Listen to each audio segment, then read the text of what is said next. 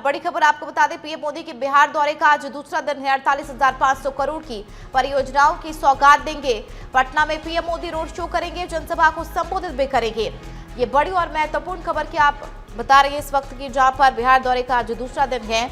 ऐसे में 2 दिवसीय दौरा, कल पहला दिन था और टर्मिनल का उद्घाटन भी किया था उन्होंने। आज रोड शो करेंगे, जनसभा को संबोधित करेंगे और बताया ये भी जा रहा है कि बिहार वासियों को करोड़ों की सौगात देंगे। इसके साथ ही उनके कार्यक्रम में सीएम नीतीश भी मौजूद रहेंगे। आपको ये भी बता दें, सभा स्थल पर भी तमाम तैयारियां कर दी गई है। पीएम मोदी 48,500 करोड़ की सौगात देंगे, विभिन्न योजनाओं की सौगात देंगे, जिसमें कई परियोजनाओं का शिलान्यास और कई परियोजनाओं का उद्घाटन करेंगे। इसके साथ ही आपको ये भी बता दें, 444 एकड़ क्षेत्रफल में विशाल और आकर्षक पंडाल मंच तैयार किया गया है, जहां से प्रधानमंत्री नरेंद्र मोदी जनसभा को संबोधित करेंगे। तो आज दूसरा दिन है बिहार दौरे का प्रधानमंत्री नरेंद्र मोदी का। एक और बड़ी खबर, पीएम मोदी का कानपुर दौरा। आज 21,000 करोड़ की योजनाओं की सौगात देंगे, सड़क और विद्युत परियोजनाओं का शिलान्यास, पनकी नियावली पावर प्लांट का लोकार्पण करेंगे। जगह जगह ऑपरेशन सिंदूर के पोस्टर लगाए गए हैं। पीएम मोदी जनसभा को संबोधित भी करेंगे। ये बड़ी और महत्वपूर्ण खबर इस वक्त की आपको बता रहे हैं। आज कानपुर जा रहे प्रधानमंत्री नरेंद्र मोदी कई योजनाओं का शिलान्यास करेंगे, उद्घाटन करेंगे। जगह जगह ऑपरेशन सिंदूर के पोस्टर लगाए गए हैं। तो पीएम मोदी जनसभा को संबोधित भी करेंगे। आज कानपुर दौरा है प्रधानमंत्री नरेंद्र मोदी का। 21,000 करोड़ की योजनाओं की सौगात देंगे, सड़क और विद्युत परियोजनाओं का शिलान्यास करेंगे, पनकी नियावली पावर प्लांट का भी लोकार्पण करेंगे प्रधानमंत्री नरेंद्र मोदी। और उनके पहुंचने से पहले तमाम जगहों पर ऑपरेशन सिंदूर के पोस्टर लगाए गए हैं। खास बात यह भी है कि आज जनसभा को संबोधित भी करेंगे। तो पीएम मोदी का कानपुर दौरा कई मायनों में बेहद अहम है। 21,000 करोड़ की योजनाओं की सौगात देंगे, सड़क और विद्युत परियोजनाओं का शिलान्यास करेंगे, पनकी नियावली पावर प्लांट का लोकार्पण करेंगे। ये बड़ी और महत्वपूर्ण खबर।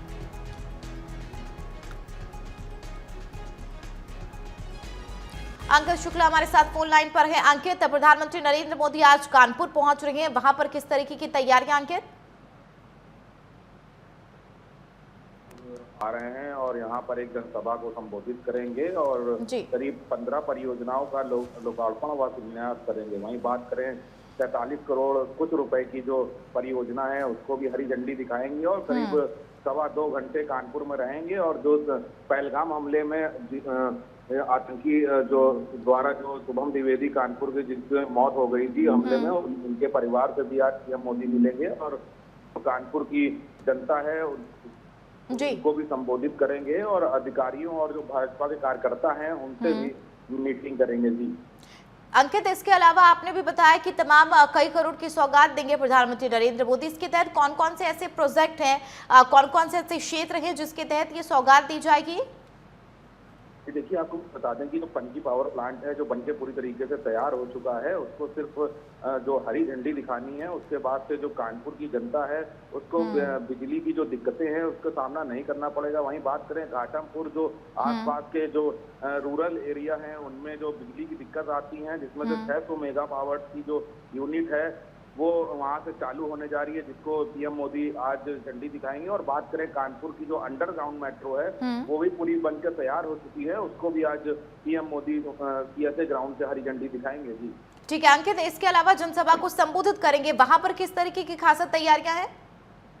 देखिए, आपको बता दें कि कम से कम 18 तो पुलिसकर्मी जनसभा मैदान में तैनात करे गए हैं। सीसीटीवी कैमरे हो, ड्रोन हो और जो डॉग स्क्वाड हो, एसपीजी ने पूरे ग्राउंड को घेर रखा है। किसी प्रकार की कोई अनहोनी ना होने पाए, जिसको लेकर जो एसपीजी कमांडो हैं वो लगातार जांच पड़ताल कर रहे हैं। डॉग स्क्वाड वहां पर मौजूद है। जी बहुत शुक्रिया अंकित, इस खबर पर जानकारी साझा करने के लिए। खबरों में बढ़ेंगे आगे और इस बीच एक और बड़ी खबर है। एनडीए से 17 महिला कैडेट्स की स्नातक की पढ़ाई पूरी। 148वें पासिंग आउट परेड में शामिल हुई हैं महिलाएं। 17 महिलाएं सेना, नौसेना, वायुसेना में अफसर बनेंगी। ये बड़ी खबर इस वक्त की आपको बता रहे। 17 महिलाएं सेना, नौसेना, वायुसेना में अफसर बनेंगी। एनडीए से 17 महिला कैडेट्स की स्नातक पढ़ाई अब पूरी हो चुकी है। 148वें पासिंग आउट परेड में ये महिलाएं शामिल हुई है, जिसमें 17 महिलाएं हैं जो सेना, नौसेना, ये तमाम वो क्षेत्र जिसमें अब महिलाओं की बढ़ चढ़कर भागीदारी देखने को मिलेगी। 148वें पासिंग आउट परेड में ये महिलाएं शामिल हुई है। ये बड़ी और महत्वपूर्ण खबर और जाहिर सी बात है, गर्व की बात, ये तमाम वो महिलाएं जो अपनी तमाम क्षेत्रों में जल, थल, वायुसेना में अपनी भागीदारी निभाएंगी, वायुसेना में अफसर बनेंगी। 17 महिला कैडेट्स की स्नातक की पढ़ाई अब पूरी हो चुकी है और इसके साथ ही ये वो महिलाएं हैं जो अब देश के विभिन्न क्षेत्रों में, विभिन्न हिस्सों में जाकर देश की सेवा करेंगी, अपनी भागीदारी निभाएंगी। तो ये बड़ी और महत्वपूर्ण खबर। इसके साथ ही स्नातक की पढ़ाई पूरी हो चुकी है। 17 महिलाएं उनमें से बताई जा रही हैं सेना, नौसेना, वायुसेना में अपनी भागीदारी निभाएंगी और अफसर बनेंगी। 148वें पासिंग आउट परेड में ये महिलाएं शामिल हुई हैं। 17 महिलाएं सेना, नौसेना, वायुसेना में अब अफसर बनेंगी। 17 महिलाएं कैडेट्स की स्नातक की पढ़ाई पूरी हो चुकी है।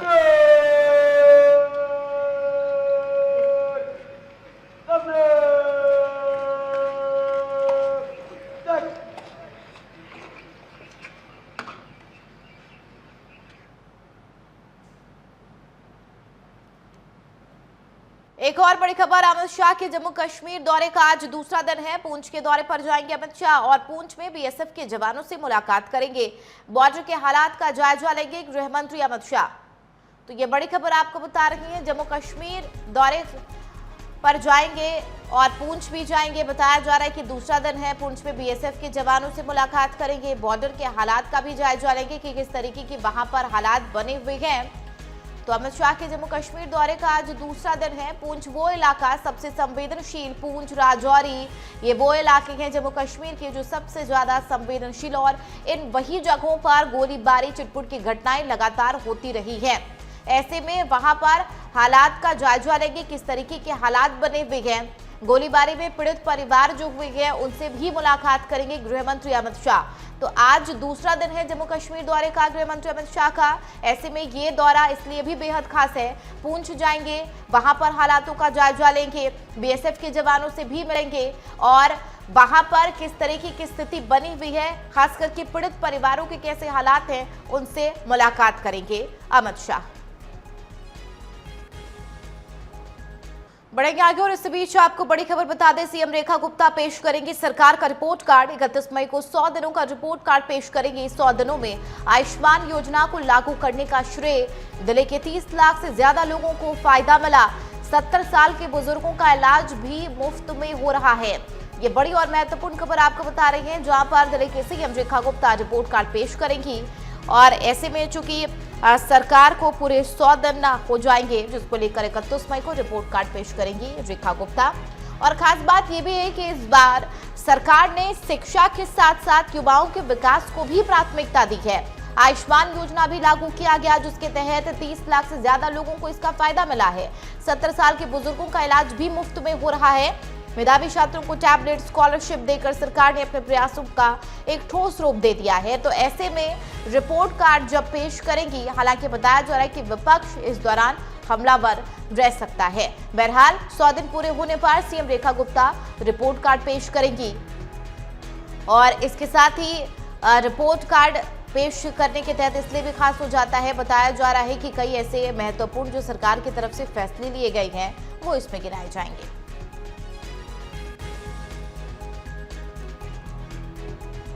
योजना के लिए सरकार ने 19 करोड़ रुपए का बजट भी तय किया था और ये दिखाता है कि दिल्ली सरकार शिक्षा को कितनी गंभीरता से ले रही है। ये तमाम ऐसे जो खास कह सकते हैं कि बड़े फैसले जो सरकार की तरफ से लिए गए हैं इस रिपोर्ट कार्ड में पेश किए जाएंगे, गिनाए जाएंगे और 3 कंपनियों के साथ एमओयू भी किया गया है। बताया ये भी जा रहा है कि इस खास अवसर पर तमाम दिग्गजों की उपस्थिति होगी। सीएम रेखा गुप्ता सरकार का रिपोर्ट कार्ड पेश करेंगे और 31 मई को 100 दिनों का रिपोर्ट कार्ड पेश करेंगी। 100 दिनों में आयुष्मान योजना को लागू करने का श्रेय और इसके साथ ही युवाओं के लिए बेहतर कार्य करने का भी श्रेय लिया जाएगा।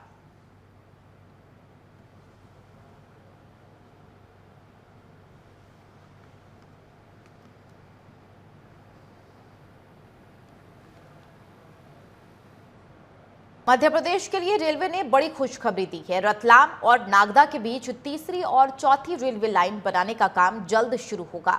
इस परियोजना पर 1000 करोड़ रुपए खर्च होंगे। केंद्रीय रेल मंत्री अश्विनी वैष्णव ने वीडियो कॉन्फ्रेंसिंग के जरिए इसकी घोषणा की है। इससे रेल कनेक्टिविटी बेहतर होगी और क्षेत्र का विकास होगा।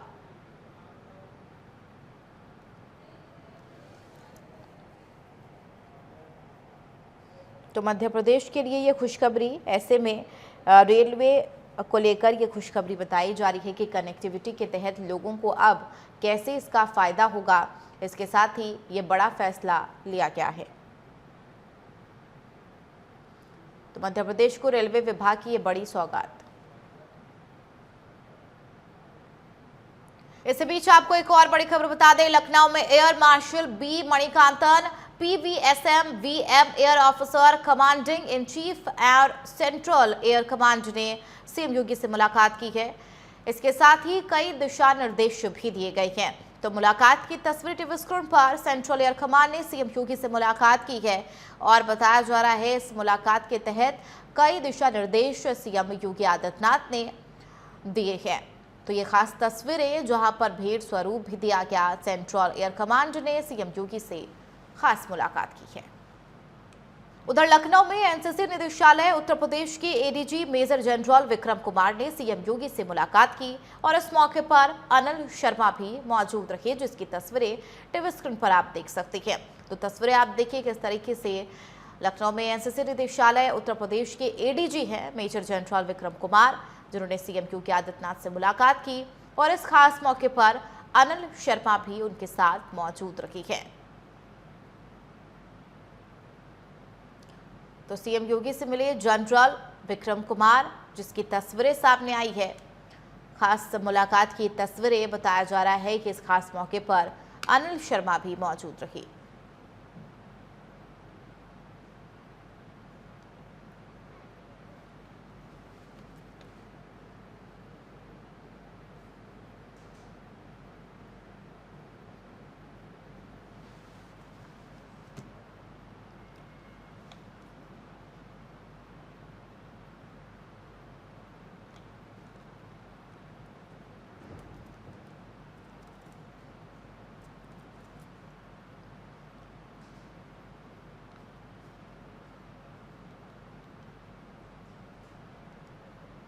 तो अनिल शर्मा मौजूद रहे इस खास अवसर पर। तस्वीरें आप देख सकते हैं मेजर जनरल से मुलाकात के दौरान किस तरीके से उन्हें तस्वीर स्वरूप भेंट भी किया गया और ये खास मुलाकात की तस्वीरें सामने आई है। इस मुलाकात के दौरान अनिल शर्मा भी मौजूद रहे।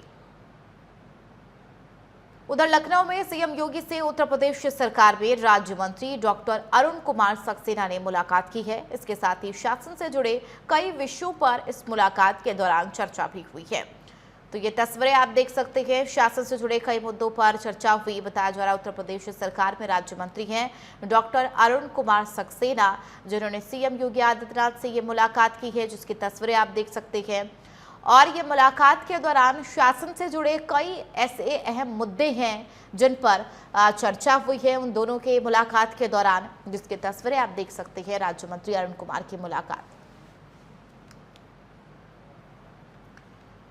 इस बीच बड़ी खबर आपको बता दें, जम्मू कश्मीर में टेरर लिंक को लेकर छापेमारी। कुपवाड़ा, शोपियां, श्रीनगर में छापेमारी, बड़गाम, अवंतीपोरा और पुलवामा में भी रेड। सीआईके और जम्मू कश्मीर पुलिस की लगातार छापेमारी जारी है। तो ये बड़ी और महत्वपूर्ण खबर आपको बता रहे, इस वक्त की लगातार कई जगहों पर ये छापेमारी की जा रही है। इसके साथ कई वो इलाके जैसे कि छापेमारी कुपवाड़ा, शोपियां के वो इलाके हैं जहां पर छिटपुट की घटनाएं भी लगातार मिलती आई हैं। श्रीनगर में छापेमारी, बड़गाम, अवंतीपोरा और पुलवामा में रेड की गई है। तो जम्मू कश्मीर और सीआईके की लगातार पुलिस की ये छापेमारी अब देखने को मिल रही है। तो तमाम जगहों पर कुपवाड़ा, शोपियां, श्रीनगर में छापेमारी की गई है। छापेमारी के दौरान क्या कुछ खुलासे हुए हैं ये देखना महत्वपूर्ण होगा। हालांकि बड़गाम, अवंतीपोरा और पुलवामा में भी रेड। तो तस्वीरें भी आप देख सकते हैं कौन कौन सी जगहों पर जहां पर लगातार छापेमारी की जा रही है, रेड की जा रही है। पुलिस लगातार सक्रिय है। पहलगाम आतंकी हमले के बाद तमाम जगहों पर चौकसी बढ़ती जा रही है, सुरक्षा के बंदोबस्त किए गए हैं। ये वो इलाके कुपवाड़ा, शोपियां, श्रीनगर जहां पर छापेमारी लगातार की जा रही है।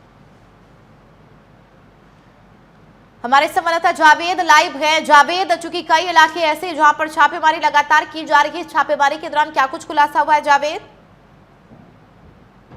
बात करेंगे काउंटर इंटेलिजेंस कश्मीर, जिसे आम अल्फाज में CIK कहा जाता है, जम्मू कश्मीर पुलिस का एक यूनिट है।